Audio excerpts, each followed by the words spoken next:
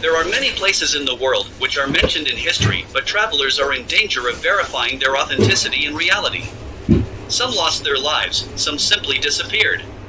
There is one such gold mine in Arizona that has some such grim history attached to it. The Superstition Mountains are located in Phoenix, Arizona, in the American Southwest. In the surrounding area of that mountain there is hidden Yak's treasure. To the residents, this mine is known as Dutchman's Lost Mine or Dutchman's Lost Mine. Some of the locals claim that the gold mine is named after a man named Jacob Waltz who came to America from Germany. Those who came to America from Germany, the English called them Dutchmen. The British named the mine the Dutchman's Gold Mine after Jacob discovered it. At present no one knows the location of this mine. Everyone thinks that the mine in the lap of the mountain is lost with everything. However, Jacob's hand is not the beginning of the story of the advent of the gold mine. This story begins in 1850. Locals believe that a man named Miguel Peralta first discovered the mine. He also started recovering gold from there. He even painted on the walls of the mine to prove that the Peralta family owned the mine. They are also called Peralta stones.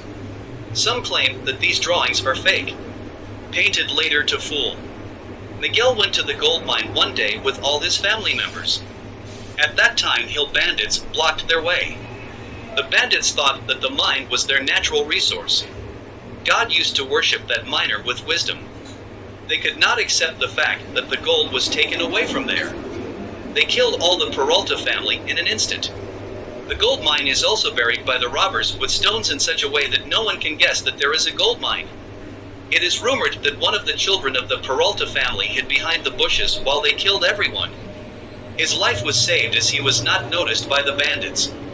The witness of the entire incident was the young member of the Peralta family.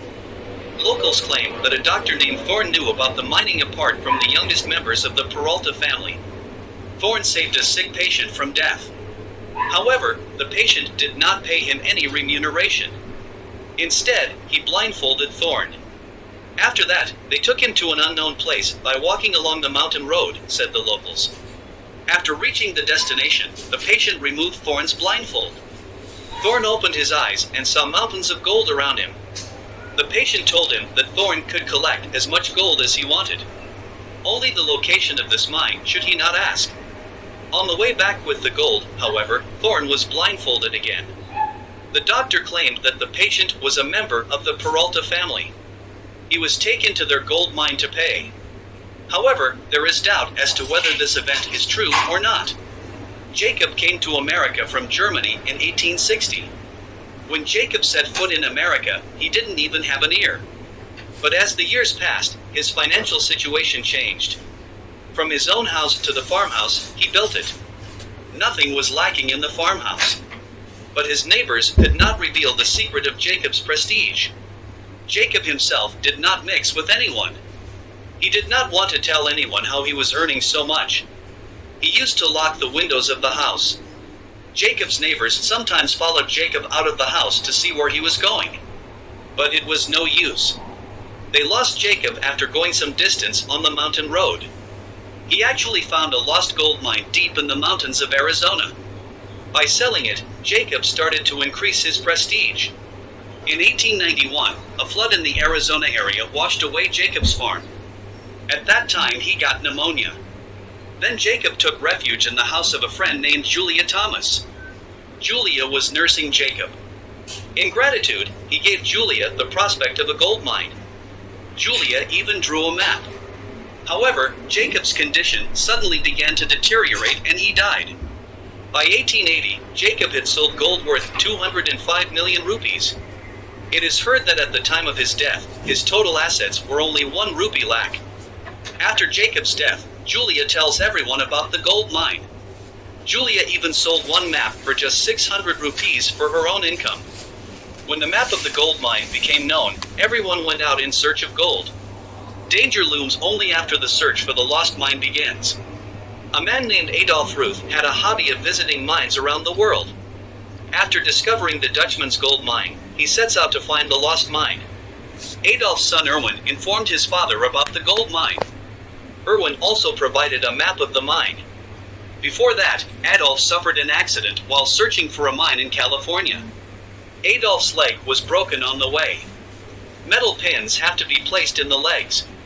After the accident, Adolf walked with a stick. But after hearing about gold mining from his son, he couldn't handle the greed anymore. He went out in search of gold mines. But Adolf did not know that the last day of his life was approaching. After reaching the Superstition Mountain, he became despondent.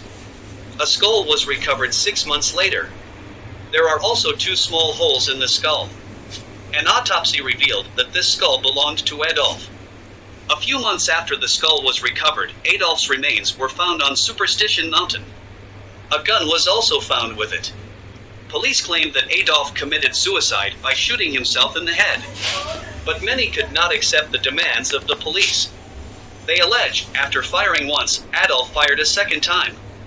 He is supposed to die in the first shot.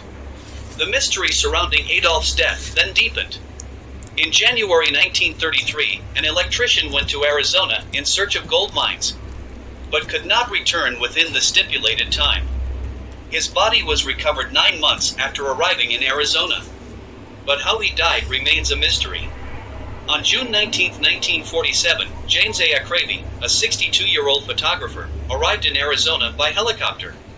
But later he could not be found.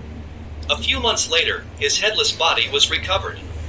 In 2010, 3 climbers named Curtis Merworth, Artie and Charles and Malcolm Meeks set out to find the Dutchman's lost mine. But they also became despondent. Later, when the local police went to rescue them, they also disappeared. All the bodies were recovered from that area in 2011.